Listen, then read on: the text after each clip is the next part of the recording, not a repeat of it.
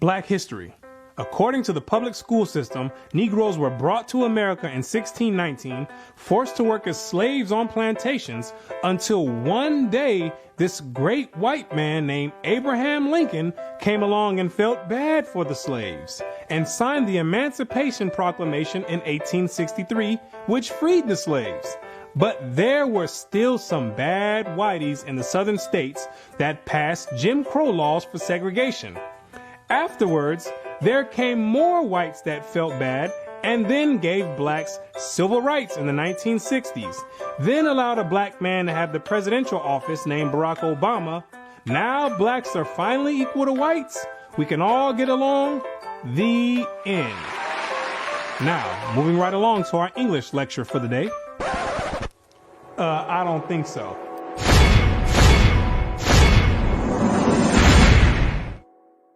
Black history. What do you know about Black history? Let me ask you a question. Prior to the transatlantic slave trade in the 1600s, what was your nationality? What did you call yourself? Some may say African. Well, Africa is a continent, and in that continent, there's over 47 different countries in there. Which one do you come from? What language did you speak prior to the 1600s? Was it English? There's over 1,500 dialects being spoken in the land of Africa. Pick one. What clothing did you wear? Was it high heels and stilettos? Skinny jeans and Vans? What food did you eat? Hamburgers and hot dogs? French fries and SpaghettiOs? What religion did you partake in? Who was your God? Was it Christianity and Cesare Borgia? Most of you have no idea about the answer to these questions. You have no recollection of any history prior to the transatlantic slave trade. Now, is that a coincidence or by random chance? I don't think so. Have you ever asked yourself, why is it that in the public school system that every time the subject of Black history is taught, it always begins in the 1600s and with slavery? Why is that? Doesn't that raise some antennas and spark inquiry? Why is it that the public school system is so committed to revolving Black history solely on the past 400 years? Why is that? Is it because there's a deficiency in historical data? Or maybe because there's no history at all prior to the 1600s. Maybe Black people just poofed out of thin air, sporadically, landed on slave ships, and they said, hey, we got a new species here, and start importing and exporting them all over the world. Maybe that's what happened. The question arises, what is the drawback on this history? Why does it keep being withheld? What's the big idea about it? Why is it being held hostage? That's the question. Why can't it be expounded on? 100 years prior to the 1600s? 300 years? 500 years? 1,000 years? Why is that information not being revealed? What's the big secret? What's the mysticism about it? What you're going to come to realize is that your identity is the biggest kept secret on the planet Earth. Oh, you thought that NASA and the space station and the secret missions being conducted by them, oh, you thought that was the biggest kept secret on Earth. No, this is bigger than that. You thought that the government and the CIA and the FBI hiding information about UFOs and Planet X and Nibiru and aliens, you thought that was the biggest information and biggest kept secret. No, this is bigger than that. The elite Confederate have spent billions of dollars and constructed an innumerable amount of psychological stratagem to ensure that you never received and acquired this information that's about to be put out. You're about to receive pertinent information from some of the most reputable biblical scholars, historians, and archaeologists. And they all know something that you don't know. And that's your identity. Ham, the youngest of Noah, born probably about 96 years before the flood, and one of 8 persons to live through the flood. He became the progenitor of the dark races, not the Negroes, but the Egyptians, Ethiopians, Libyans, and Canaanites.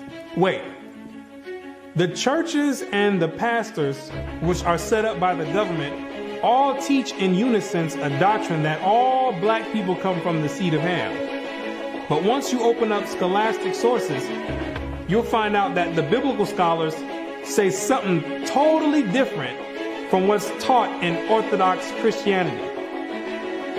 What do they mean by Ham is the father of the dark races but not the Negroes? The Negroes themselves are a dark race of people, so how can you say that Ham is the father of all these dark races and exclude the Negroes? What are the biblical scholars trying to convey? What the biblical scholars are saying is that you're not African. There's only 4 families, according to the Bible, that make up the native population of Africa, or the land of Ham. And the biblical scholars know that you don't descend from any one of those 4 families. In order to write that in a scholastic and academic book, the biblical scholars have done extensive and thorough research on both the so-called Negroes and the Africans, the native Africans. And they came to the conclusion after the extensive research that the Negroes don't have anything to do with the native Africans at all. They're 2 totally separate people. In the 1840s, Morton collaborated with George R. Glyden, an Egyptologist, who provided him with mummy heads and information about the racial significance of Egyptian tomb inscriptions. In Crania Aegyptiaca, published in 1844, Morton pointed out that both cranial and archaeological evidence showed that the Egyptians were not Negroes. In 1840, Dr. Morton was trying to find out the racial origin of the so-called Negroes that were in America in slavery. So he got together with the Egyptologists, which supplied him with the mummy heads, and what he did was conduct an extensive research on the cranial remains of the heads in Egypt, in contrast to the cranial remains of the heads in America.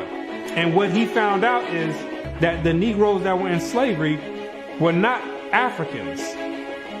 He found out that the skulls were 2 totally different types of skulls. The Negro's head was longer than the Egyptian head. The physical characteristics from the outside look similar, with the thick lips and the broad nose. But once you start delving into the real characteristics, he found out that there were 2 totally different people, as abolitionists and colonizationists had maintained, and that in fact, blacks had been relegated to the same servile position in ancient Egypt as in modern America. But what Dr. Morton did discover is that the Negroes that were serving slavery in America served the same position and servitude in ancient Egypt when they matched other skulls and other cranial remains in Egypt. They said these are exact matches. So what are the scholars saying? What you're going to find out is that they're saying that you are the biblical Israelites. Yes, you're the same exact people that served slavery in the land of Egypt. You're the same exact people that God sent Moses to go redeem under the hand of Pharaoh. You're the same exact people. And when you read the Bible, you'll find out that slavery is a central theme in the Bible. It's a reoccurring theme with the Israelites. The Israelites cannot run away and get away from serving slavery. It continues to happen over and over, all the way up until today. You came out of Egypt as slaves. came down into the land of Israel, no sooner as you got there, then you had the Assyrians come, capture the land of Israel, and take you and make you slaves. In the 9th year of Hoshea, the king of Assyria took Samaria and carried Israel away into Assyria. You came out of the land of Assyria, went back to the land of Israel. Then the Babylonians came, which are the modern day Ethiopians, the Cushites, came to the land of Israel and made you slaves. So all Israel were reckoned by genealogies. And behold, they were written in the book of the kings of Israel and Judah, who were carried away to Babylon for their transgression. You came out of the Babylonian captivity, went back to the land of Israel. Then the Persians came on down there, took the Israelites and made you slaves. For we were bondmen, yet our God hath not forsaken us in our bondage, but hath extended mercy unto us in the sight of the kings of Persia. You came back from the Persian Medo captivity, went back to the land of Israel, rebuilt the temple up. Then the Greeks came on down there, took you and made you slaves, to entreat them that they would take the yoke from them. For they saw that the kingdom of the Grecians did oppress Israel with servitude. After you came from the Greek captivity, you went back into the land of Israel, rebuilt the temple because the Greeks were sacrificing swine and pig on the altars. No sooner as you came back to the land of Israel, then the Romans came and had you during the time of Christ as slaves. It was so much slavery going on with the Israelites that Jeremiah himself had to ask, is Israel just put on earth just to be slaves? Is that your whole purpose? Just to be servitude to other nations? Is Israel a servant? Is he a homeborn slave? Why is he spoiled? So you might be asking yourself, if the so-called Negro is part of the 12 tribes of Israel, how in the world did you get to the west coast of Africa? And when ye shall see Jerusalem compassed with armies, then know that the desolation thereof is nigh. This is Christ right here speaking to the Israelites. He says, when you see Jerusalem compassed or surrounded by the Roman armies, then know that the desolation or the destruction of the land of Israel is getting ready to happen. The Romans getting ready to come in here and tear some stuff up. Then let them which are in Judea flee to the mountains, and let them which are in the midst of it depart out. And Christ says, when you see the Romans coming in, you better get ready to flee into the mountains. And what you're going to realize is that the mountains that he was talking about was the land of Africa. It was the same exact place that Mary and Joseph took Jesus when they were fleeing from Herod when he was trying to come find Jesus to kill him. They went right into Africa.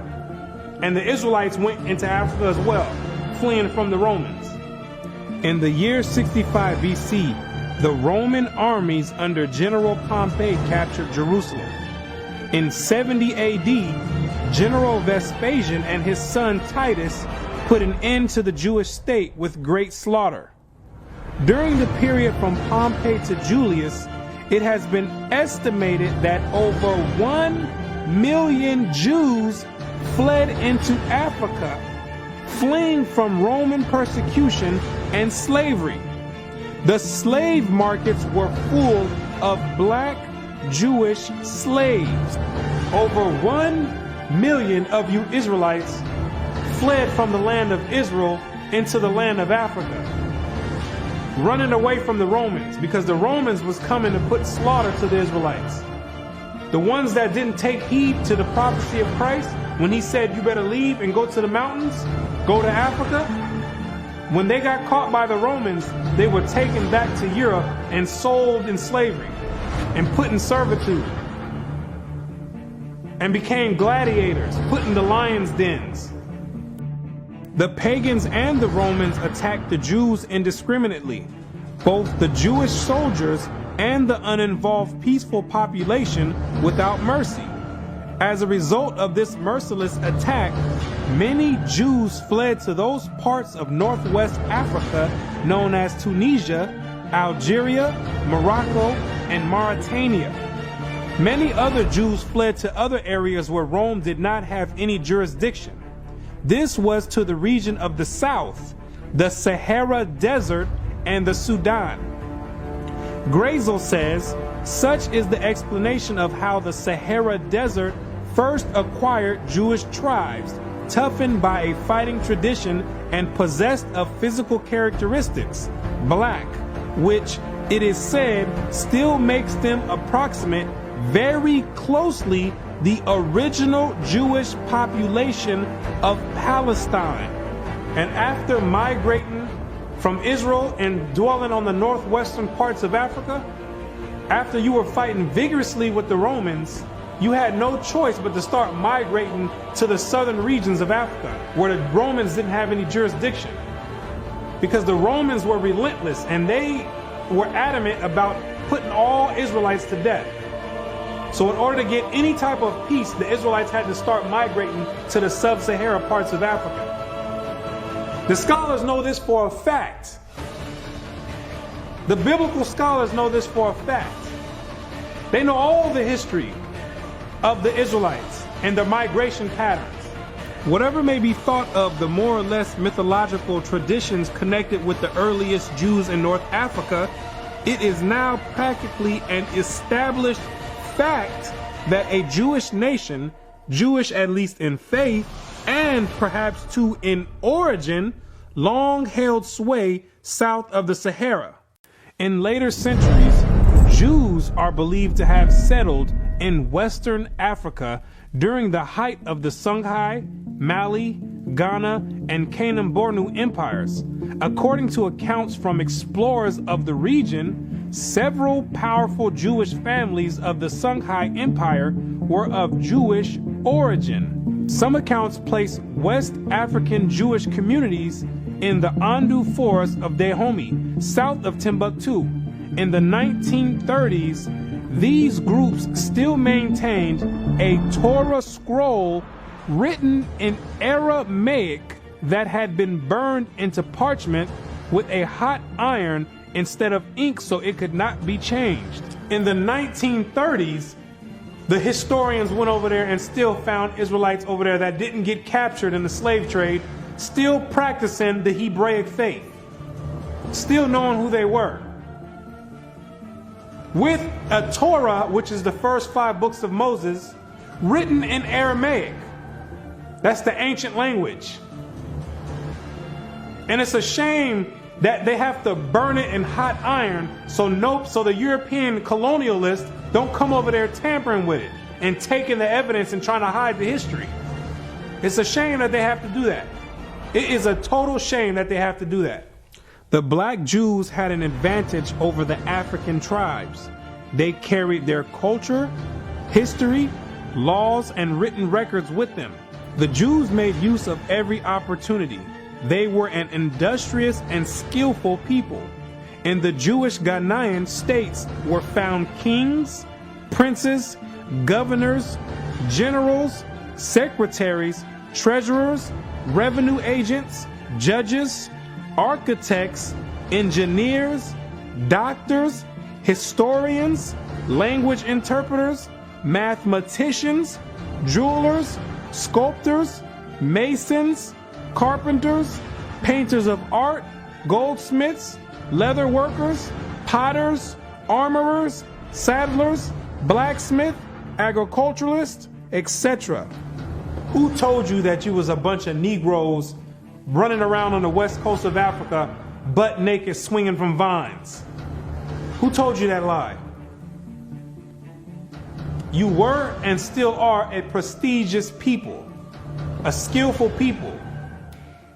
The decline of Jewish communities of the West African Maghreb most likely began with the influx of Arab invaders into North Africa starting in 640 CE and later into West Africa in the 1300s and 14 CE. So after you had established communities and empires on the west coast of Africa, after the 7th century, that's when Muhammad and his band of thugs came down there to the West Coast with the Quran in one hand and a sword in another one. And they were forcibly converting the Israelites into that nonsense Islam. Yeah, I said it, nonsense Islam, because that's not what we were dealing with. That's the Arabs' religion. That's not what we were dealing with. And that was the decline of the Hebraic community over there in the west coast of Africa. And that was the forefront in the beginning of the slave trade. Yea, and what have ye to do with me, O Tyre and Zidon, and all the coast of Palestine? Tyre, Zidon, and the coast of Palestine, those are all ancient Africans that God is referring to. Will ye render me a recompense? And if ye recompense me, swiftly and speedily will I return your recompense upon your own head. Because ye have taken my silver and my gold, and carried into your temples my goodly pleasant things. The children also of Judah and the children of Jerusalem have ye sold unto the Grecians. The Africans got together with the so-called Grecians or the Europeans, and they commenced in selling the Israelites that were dwelling on the west coast of Africa in slavery. There's your slave trade right there in the Bible. Both buyers, Europeans, and sellers, Africans, saw the people traded into captivity on the African coast as outsiders. Now, why did those Africans see you as outsiders? Because you were some people that migrated and encroached on their land. They knew you were not the same exact people. The customs that you had, the way you moved, they knew you were not the same people, so they had no problem commencing in a slave trade with the Europeans. Do you be crazy to believe that Africans were selling their own people? That makes no sense at all. When the Europeans put that in the textbooks, they're using technicalities, saying Africans sold other Africans. When they're using technicalities.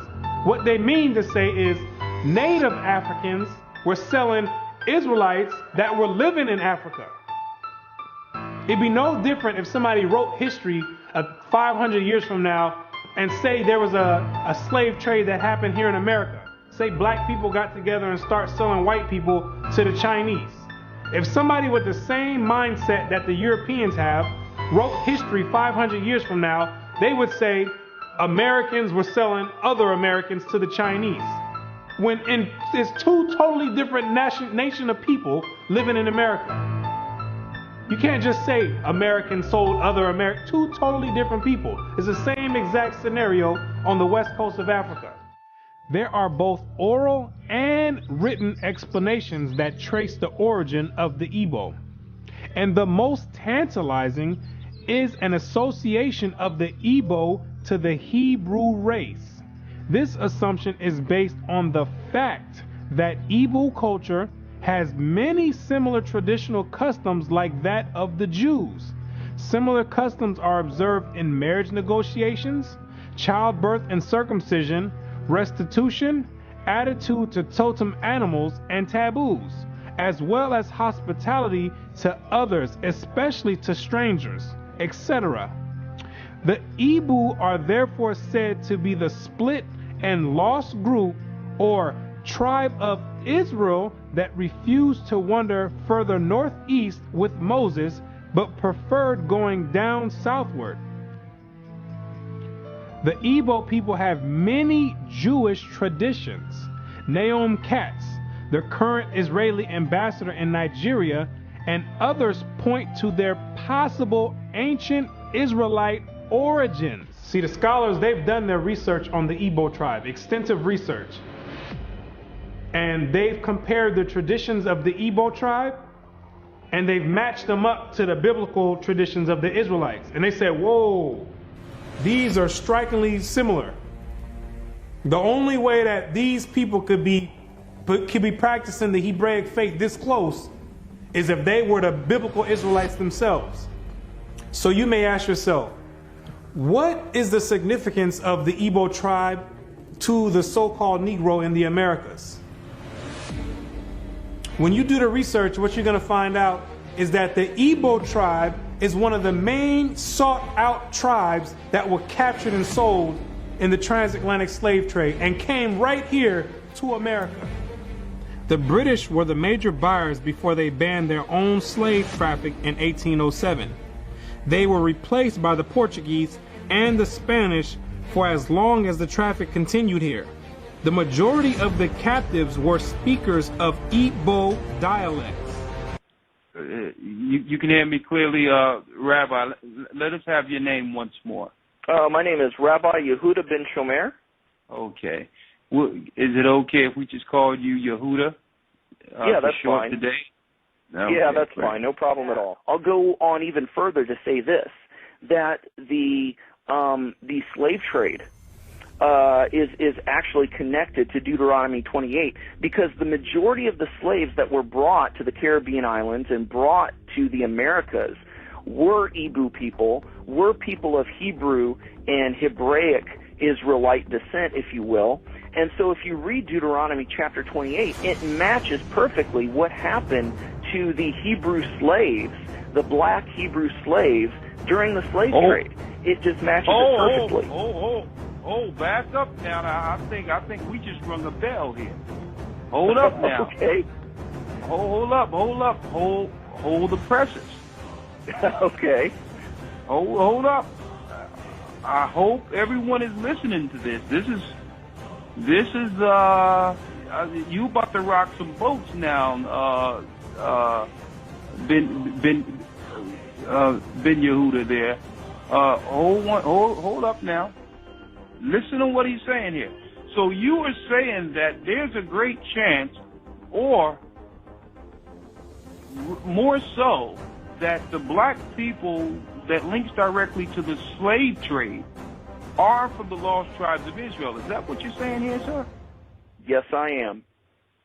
Now, granted, I will qualify that I don't. Wait a second.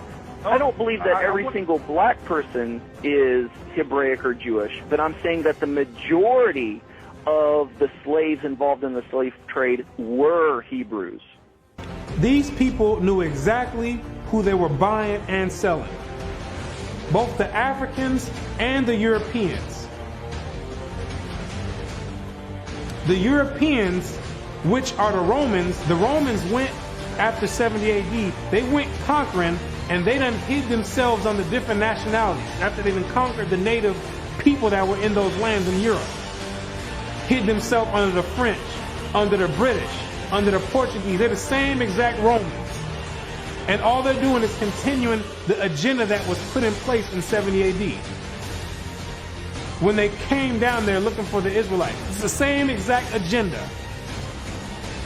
And carrying it forward to today. It's the same exact agenda. They knew exactly who they were aiming for. It's not by coincidence that all the history matches up perfectly with the Bible prophecies. It's not a coincidence. And then they push a doctrine on you in church talking about it doesn't matter. So then you never go and look for this information. Now you see exactly why they don't put none of this in black history, why they don't go prior to the 1600s. You start digging prior to the 1600s, and then you find out you come or descend from the Igbo tribe. You start doing your research. Well, let me find out a little bit more about this Igbo tribe. Then you find out that the Igbo tribe are known as fact descend from the 12 tribes of Israel. So then you say, hold on. Something's not right here. That's the exact reason why they don't go prior to the 1600s. You're not supposed to find out this information. They're supposed to keep renaming your nationalities every few years to cause confusion and to have you confused, not knowing who you are. Each year, something else come out. First you called Negro, then you called color. Then 10 years later, they switch it to African American. It's all by design. Now you have to be asking yourself, if you are supposed to be the people of God, the chosen people of God, why is it that he continues to allow you to keep going into slavery after slavery after slavery? And why does he have you building up everybody's civilization off of the back of your slave labor. And it shall come to pass, when thou shalt show this people all these words, and they shall say unto thee, wherefore hath the Lord pronounced all this great evil against us? Or what is our iniquity? Or what is our sin that we have committed against the Lord our God? Then thou shalt say unto them, because your fathers have forsaken me, saith the Lord, and have walked after other gods, and have served them, and have worshipped them, and have forsaken me, and have not kept my law. What you're going to realize is that when Moses brought you out of the land of Egypt and you entered into the wilderness, you entered into a covenant with the Most High God, the creator of everything you see in heaven and in earth. You entered in a blood in and blood out agreement with the creator. And he kept his end of the bargain, but you never kept yours. And he took the book of the covenant and read in the audience of the people. And they said, all that the Lord hath said, we will do, and be obedient. And Moses took the blood and sprinkled it on the people and said, behold, the blood of the covenant which the Lord hath made with you concerning all these words. Once Moses sprinkled the blood on you, there was no way out of it. You entered into the covenant. And it shall come to pass, if thou shalt hearken diligently unto the voice of the Lord thy God, to observe and to do all his commandments, which I command thee this day, that the Lord thy God will set thee on high above all nations on the earth. And all these blessings shall come on thee and overtake thee, if thou shalt hearken unto the voice of the Lord thy God. You see, if you kept your end of the bargain, the deal was the Most High was going to set you above all nations on the planet Earth. You know, the same spot that the Europeans have today, that was supposed to be your spot if you kept his laws, statutes, and commandments. But, that means there's a stipulation. There's two sides of the bargain. It shall come to pass, if thou wilt not hearken unto the voice of the Lord thy God, to observe to do all his commandments and his statutes which I command thee this day, that all these curses shall come upon thee and overtake thee. Thy sons and thy daughters shall be given unto another people, and thine eyes shall look and fail with longing for them all the day long, and there shall be no might in thine hand. Thou shalt beget sons and daughters, but thou shalt not enjoy them, for they shall go into captivity. The stranger that is within thee shall get up above thee very high, and thou shalt come down very low. Moreover, all these curses shall come upon thee, and shall pursue thee, and overtake thee, till thou be destroyed, because thou hearkenest not unto the voice of the Lord thy God, to keep his commandments and his statutes which he commanded thee. And they shall be upon thee for a sign and for a wonder, and upon thy seed forever, because thou servest not the Lord thy God with joyfulness and with gladness of heart for the abundance of all things. Therefore shalt thou serve thine enemies, which the Lord shall send against thee, in hunger and in thirst and in nakedness and in want of all things. And he shall put a yoke of iron upon thy neck until he have destroyed thee. God says you'd have the yokes of iron on your neck until he has destroyed you. So that means when he takes the yokes of iron off, you were destroyed. When did that happen? In 1863, when Abraham Lincoln signed the Emancipation Proclamation. The yokes of iron came off. But at that time, your whole history had been whipped out of you. When the master gives you something, you take it. He gave you a name. It's a nice name. It's Toby. And it's going to be yours till the day you die. Now, I know you understand me, and I want to hear it. Again!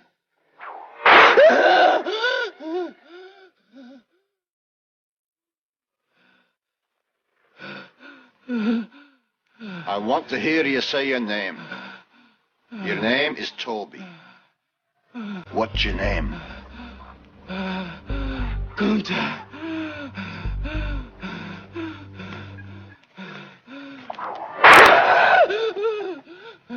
Lord God, help that boy. They're gonna whip him dead. What's your name? Say it. Toby. Who are you? Say your name.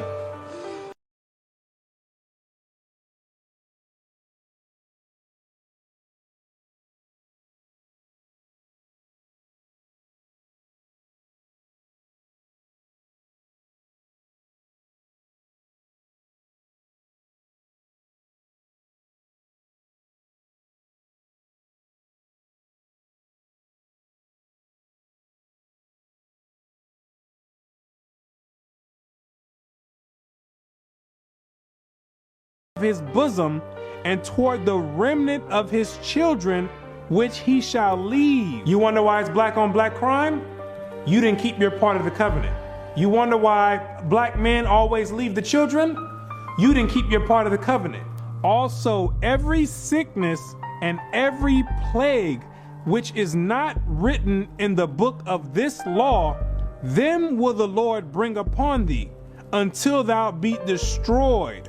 Why are you number one in HIV? You didn't keep your part of the covenant.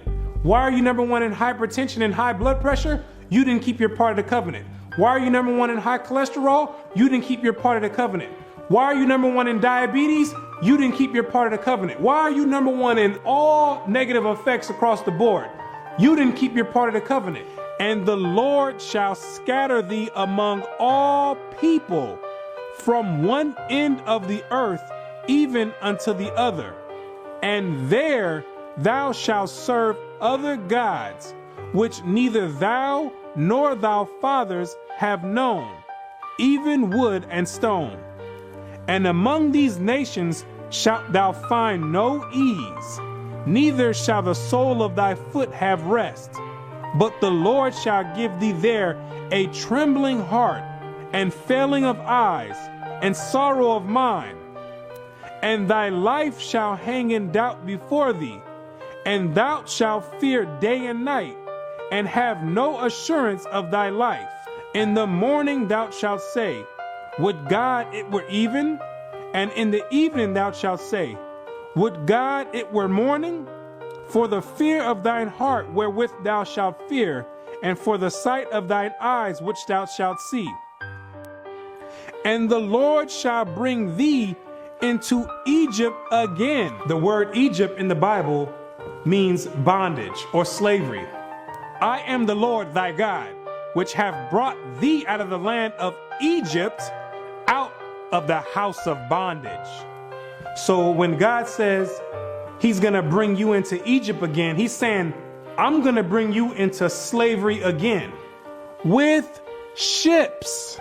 But this time you're going with ships, packed up like sardines in a can.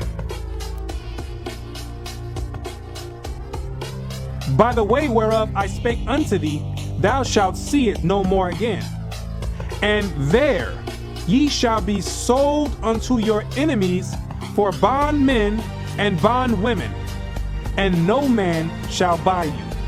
And God says no man shall buy you. Back in the biblical days, you would be able to buy or redeem a slave by payment.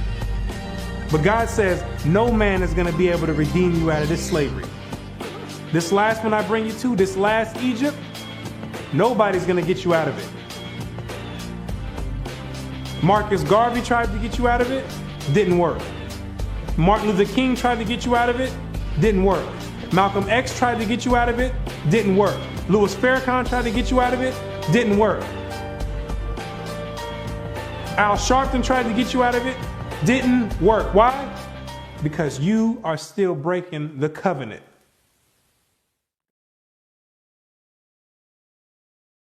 If you're the real Israelites, who are these people over there in the land of Israel claiming to be you?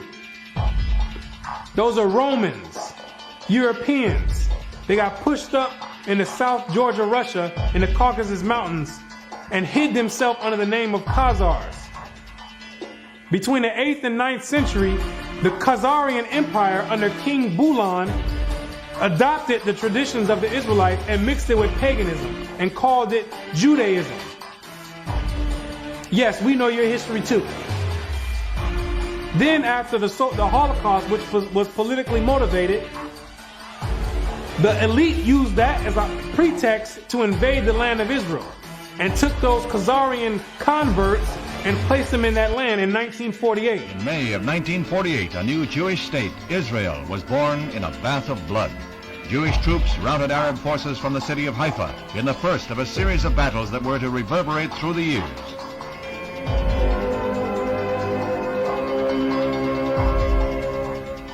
In the year of independence, fighting was fierce in the Negev desert area.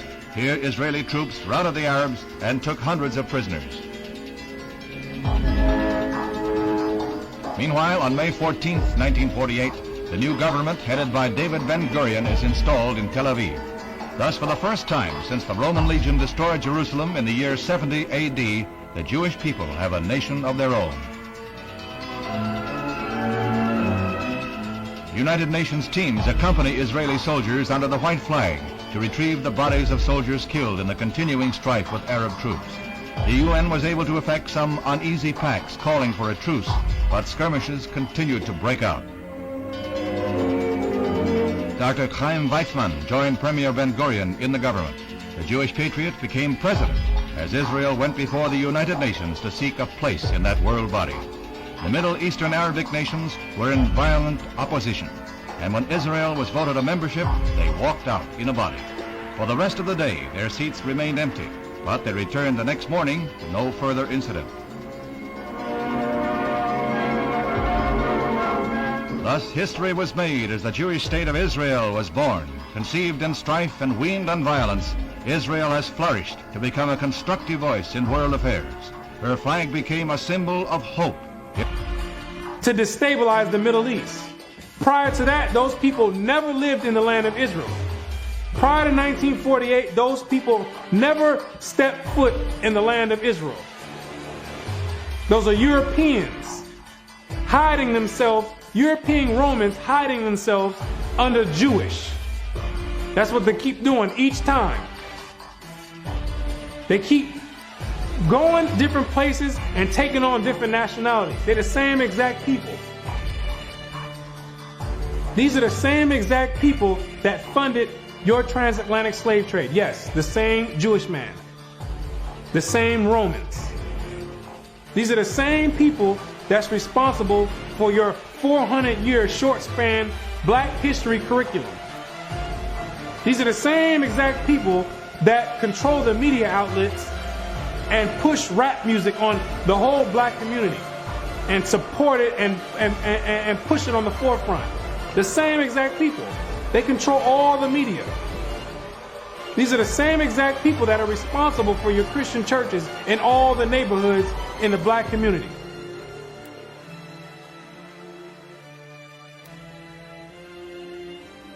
The Bible says when the real Jews get in the land of Israel, there will be no more war.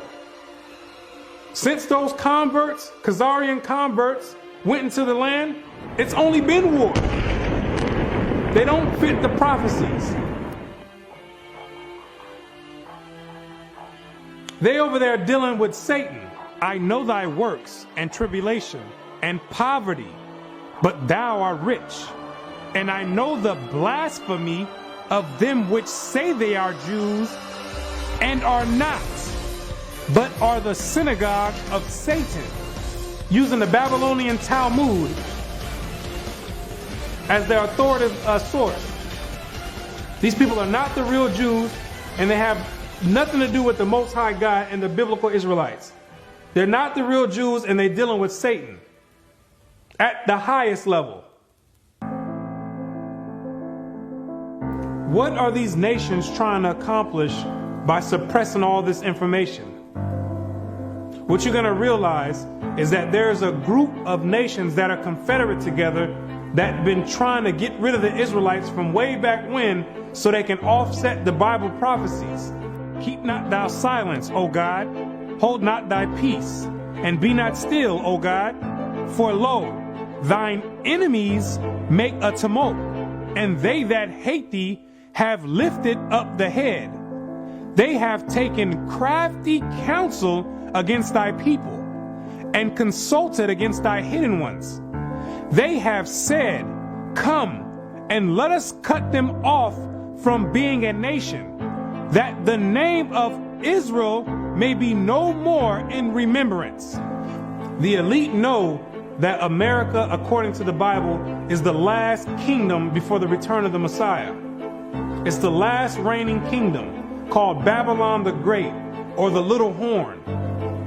And they're trying to offset prophecy and prolong their rulership, because they know that when Christ returns, he and the 144,000 are going to be the next ruling government on the planet Earth. And he that overcometh and keepeth my works unto the end, to him will I give power over the nations, and he shall rule them with a rod of iron. As the vessels of a potter shall they be broken to shivers, even as I received of my Father. And I heard the number of them which were sealed, and there were sealed 144,000 of all the tribes of the children of Israel. The elite don't want this prophecy to go forth. They're going to do anything in their power to offset the prophecies and prolong their rulership, because they know that once the Israelites are in rulership or in authority, that all these nations that had a hand in enslaving the Israelites, they're all going in captivity. It's going to be their turn for servitude. For the Lord will have mercy on Jacob, and will yet choose Israel, and set them in their own land. And the strangers shall be joined with them, and they shall cleave to the house of Jacob. And the people shall take them and bring them to their place.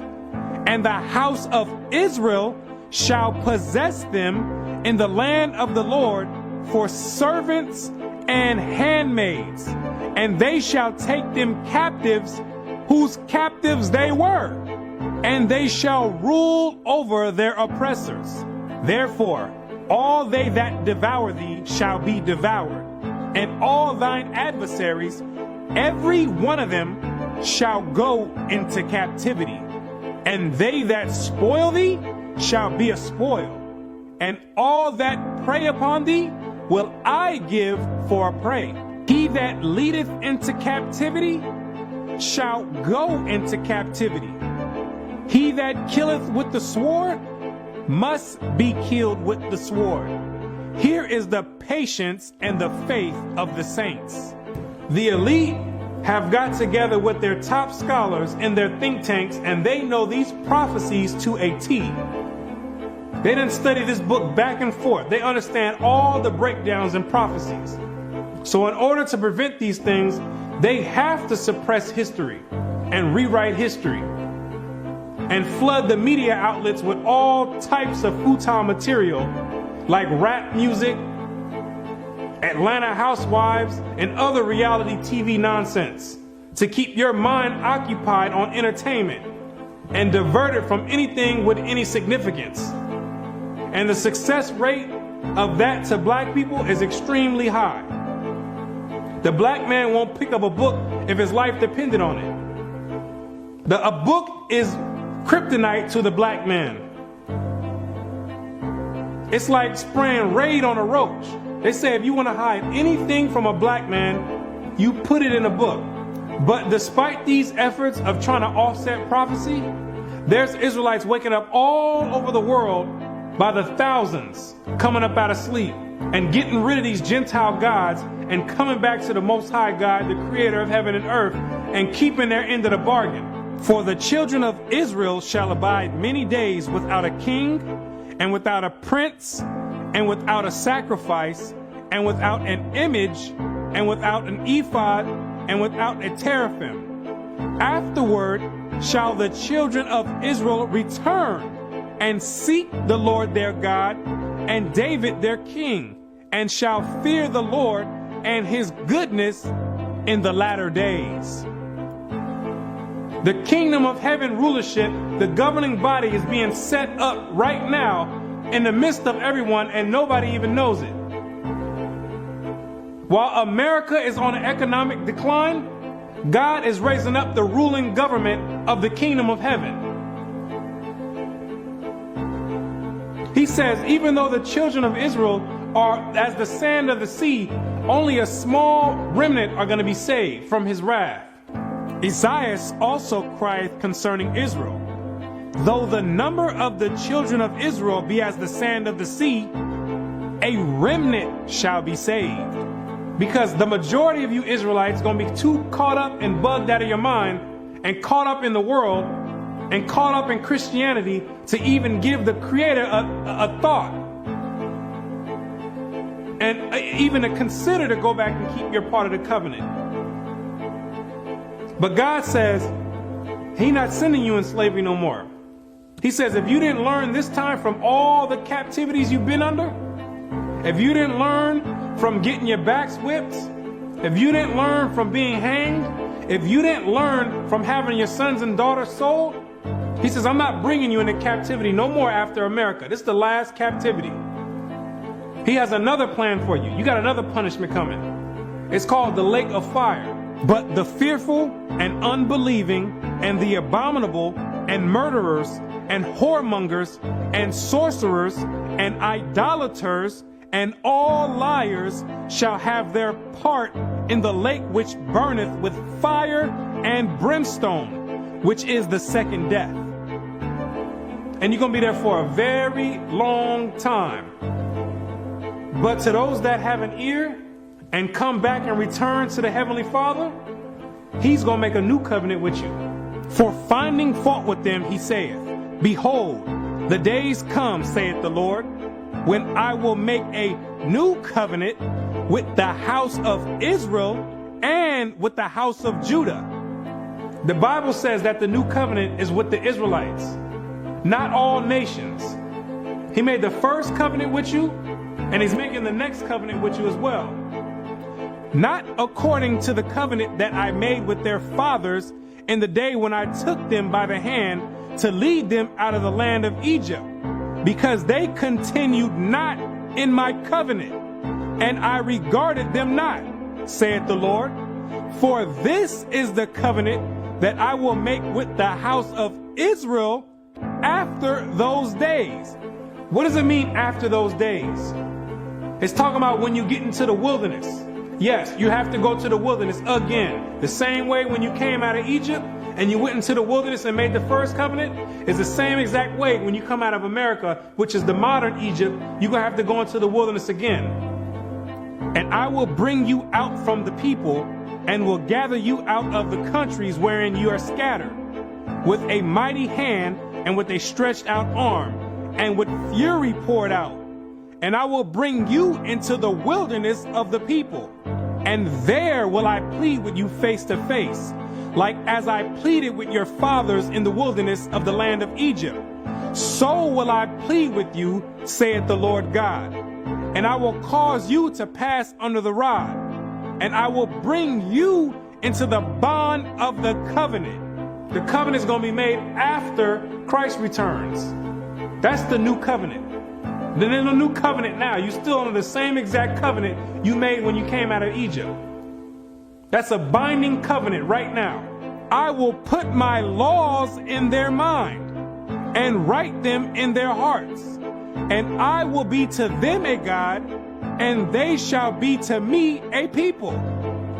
And God says He's going to put His laws in your mind. Yes, those same laws that your Christian church teaches are done away with, those are the laws that are going to govern the kingdom of heaven. The same way America has their laws that govern America, the laws written in the Bible in the first 5 books of Moses, those are the laws that's going to govern the kingdom of heaven. Those are the same exact laws that you promised and made a pact with the Most High saying that you would keep, and you refuse to keep to this day.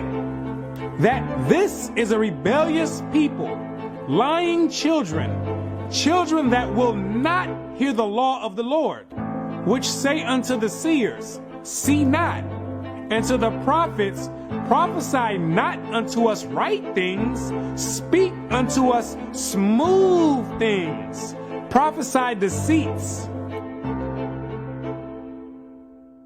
Yet the number of the children of Israel shall be as the sand of the sea, which cannot be measured nor numbered.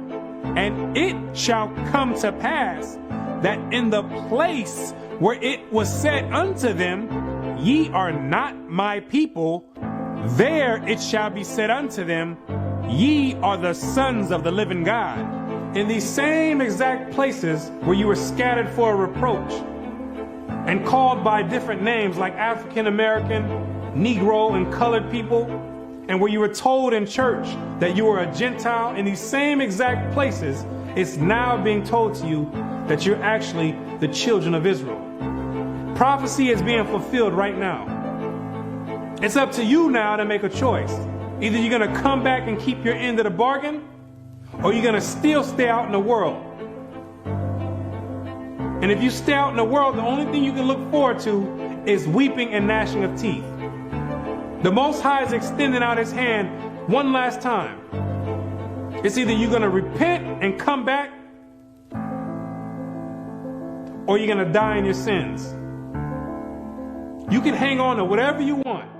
You still want to worship the Gentiles' gods? You go for it. The Gentiles can teach that the law is done away with. They wasn't back there in the wilderness, and they wasn't back there with the blood sprinkled on them. They wasn't under a covenant. They weren't back there saying, we will obey. You did. The Most High never gave them no laws to keep, but he gave it to you. He showeth his word unto Jacob, his statutes and his judgments unto Israel. He have not dealt so with any nation. And as for his judgments, they have not known them. Praise ye the Lord. So there's no punishment for them not keeping the laws. But there's a great punishment for you not keeping it. So it's time to decide. Either you're going to be in or you're out. But now you know who you are.